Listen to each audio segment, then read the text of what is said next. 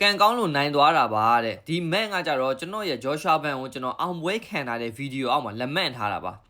ညီကိုခမရဘာစိတ်နဲ့လက်မှတ်တာလဲခမရလည်းမြန်မာပဲလို့ကျွန်တော်သိတယ်ဗျာသိလားဒါပေမဲ့ခမရစိတ်ဓာတ်မှာဗျာမြန်မာနိုင်ငံအတွက်ဂုံဆောင်ပေးတဲ့လူကိုမချီးကျူးရင်နေပါစေဗျာသိတယ်ဟုတ်လားလုံးဝမပုတ်ခတ်သင့်ဘူးသိလားကျွန်တော်ရဲ့အနားမှာခမရရှိရင်တော့ကျွန်တော်ခမရကိုဆွဲထိုးမိတယ်ကျွန်တော်တုံယုံဒေါတာမထွက်ဘူးကျွန်တော်စိတ်မဆိုးဘူးကျွန်တော်ရဲ့ဗီဒီယိုတွေမှာဆိုရင်ကျွန်တော်ဘောလုံးပွဲအကြောင်းပြောတဲ့ဗီဒီယိုတွေပေါ့နော်အောက်မှာညီကိုတွေကျွန်တော်ဆဲကြတယ်ရိုင်းဆိုင်ပြောကြတယ်ဒါပေမဲ့ကျွန်တော်စိတ်မဆိုးဘူးခမ ्या ကဗမာနေတယ်တော့ကျွန်တော်မသိဘူးဒါပေမဲ့ကျွန်တော်တို့ကတော့နိုင်ငံခြားမှာနေတာကိုယ့်ရဲ့မြန်မာနိုင်ငံကိုကိုယ့်ရဲ့ fighter ကဂုံဆောင်ပေးလိုက်တဲ့အပေါ်မှာကျွန်တော်တို့ကတော့အပြည့်အဝ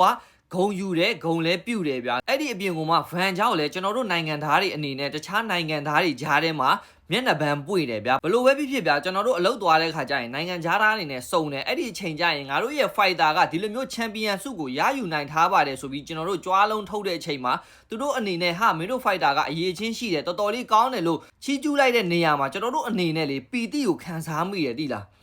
တချို့မြန်မာနိုင်ငံမှာရှိနေတဲ့ညံရင်မိတဲ့လူတွေဆိုရင်လည်းတော်တော်လေးကိုဂုံယူနေမယ်လို့ကျွန်တော်မျှော်လင့်နေခမားလိုမျိုးပဇွန်အုံနှောက်နဲ့အုံနှောက်မရှိတဲ့ချီးအုံနှောက်တဲ့လူကတော့ဒါကိုဂုံယူရမှန်မသိဘဲနဲ့လိုက်ပလိန်နေတာကတော့ကျွန်တော်အနေနဲ့ခမားရှက်တင်တယ်လို့ကျွန်တော်ခံစားမိပါတယ်